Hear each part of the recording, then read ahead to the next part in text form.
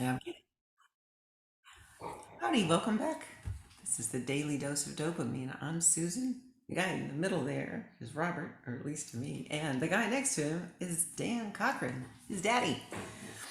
And we were talking about family and learning, or maybe not so much learning as observing. Or the question in my mind is what one learns as a child by seeing. Let's just take the dad. You were saying your dad was very resourceful and conservative. Um, did you aspire to be like him? Can you remember? Uh, I think so, although I never thought I would be. Hmm. Uh, he's a very intellectual guy, and I didn't think of myself as really intellectual. I, I'd like to share something with you guys that has struck me with every time I've watched your movies together. I don't know if you really see it as clearly as those of us on the outside do. Dan, your son asks you incredible questions, very intimate, very personal, very heart.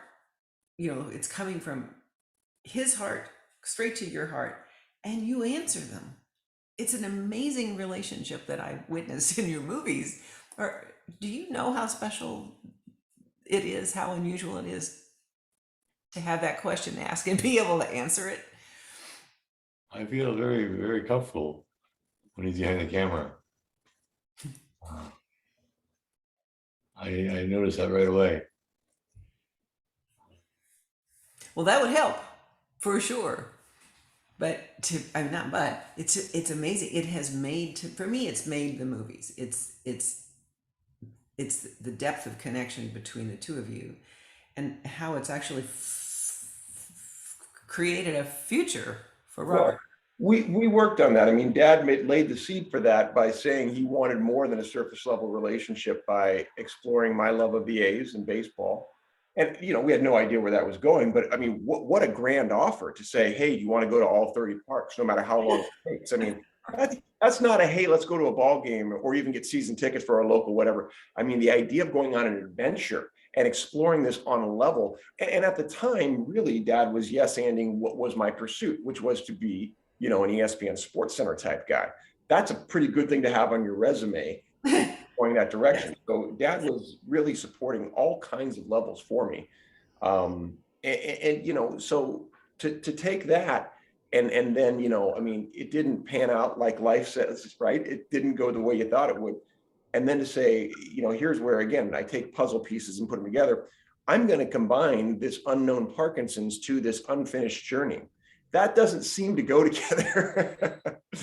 However, I think the foundation we laid, Dad, of going on that initial trip and meeting all the people with Parkinson's, I think that really helped me, I mean, you could say for you, just understand what the journey of Parkinson's might be like. Because we were, what, 3 years into your diagnosis at the time we took off, Yeah. and you relatively few symptoms. And now we got to see a real broad spectrum and a lot of stories about Parkinson's in that initial journey. Yeah. And Dan, did you cover the spectrum of emotional reactions to meeting people across the spectrum of Parkinson's?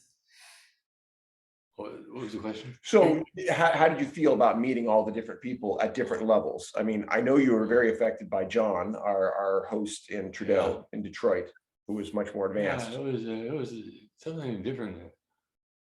I really took to heart the saying that you meet a person with Parkinson's, you met one person with Parkinson's. They really are quite different, and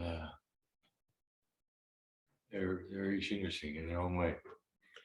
And two, perhaps that there's some autonomy in that you could have an effect or control over how this would progress. You seem to have lived that. You've always been active in what you've done. Yeah. You felt, I think my dad's always felt like he could, have some effect to change the world. I mean, you don't know for sure because we didn't measure it scientifically, of course, but you did a lot of different things treatment wise. Yeah. That may have staved off, I mean, here you are 20, almost 22 years into your diagnosis. Yeah, I think I've contributed to it somehow. Did you find inspiration, Dan, from some of the people you met who were more advanced in any way? No, I think I resisted. I resisted because I didn't want to be joining them. What about the cautionary tale of John Trudeau, the famous words we've lived by? Yeah. You don't let the disease eat you. Don't let the disease eat you. Yeah. That one hasn't left ever. No. And how do you take that and turn that into a positive or use that in a good way? But you gotta make plans. Okay. And have a plan. If you don't, you're gonna lose track of it. And let it drive. Yeah. Yes. So if you do nothing, Parkinson's going to have its way. It's going to do what it's going to do. It's going to do that anyway. Right.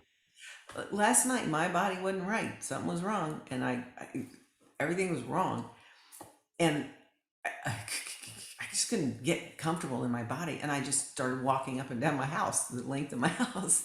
It was too late at night to go out and stuff, and I was happy that I did that. I was happy to see I had an instinct of doing something instead of just being miserable.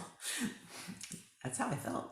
And it helped about that much, but that much helped a little bit. Well, it's a reminder of your strength, Meyer, a reminder of you're not Parkinson's. Parkinson's may have its effect, and guess what? You're still you, and you're going to have your effect as well, right? Yeah. I think that is a great way to wrap our daily dose. Love it. Good job. He doesn't kiss any of his other guests.